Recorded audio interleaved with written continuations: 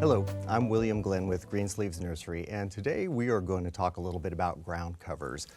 There are a lot of things out there called ground covers, and as the name implies, these are things that cover the ground. They tend to have a low form and a spreading habit, and there's a lot of things out there too that are non-native and maybe don't have such a great ecological benefit, but we have plenty to choose from here in Central Texas, so I thought that today we could go over a few of those that would have an ecological niche, a benefit, a context that would maybe improve your garden in terms of having some of the wildlife that's associated with it, also with the little bit of lower maintenance that would be associated as opposed to, say, a lawn. We use these plants in between larger plants, or if you're considering a lawn conversion or reducing the size of your lawn, there's some excellent choices out there beyond what we're going to go over today. The first one that we've got is a Softair marble seed. This one's a little bit taller when it blooms, but it is a absolutely stunning plant that has a pendulous bloom, white, that's followed by a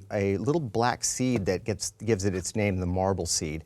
It's just a really classic, beautiful, dry shade ground cover that is typically not messed with by deer. Next, we're going to jump over into a couple of the skullcaps. This here is a purple skullcap. It stays squat and short. It has nice little purple blooms on it. It's in the salvia family. And to circle back to deer resistance, a lot of times when you're looking for something that is deer resistant, the rule of S's is a good thing to remember. Is it a salvia? Is it spiny? Is it stinky? Is it silver?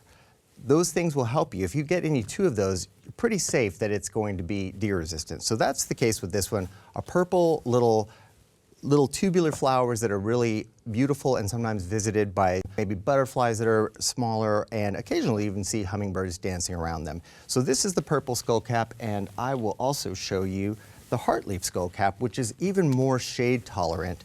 Also a beautiful sort of periwinkle bloom on this one.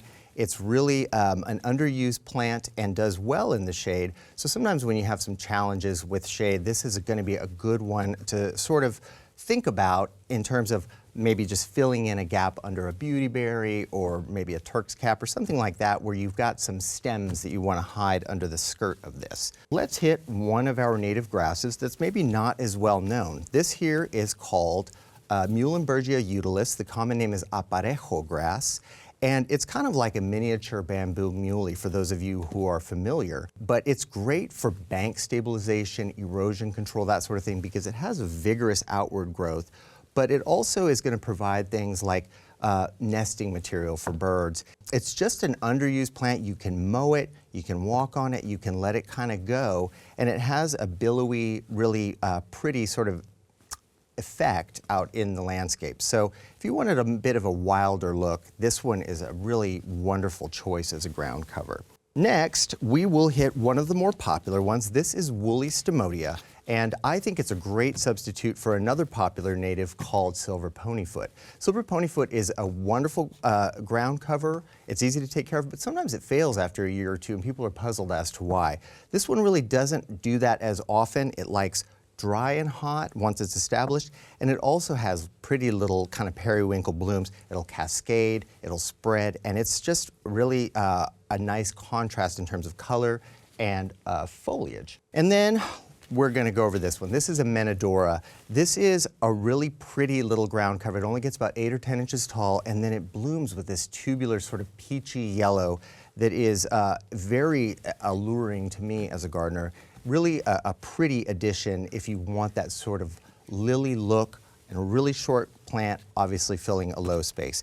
And finally, we're going to jump over to this Greg's Dahlia. Some people say Dahlia.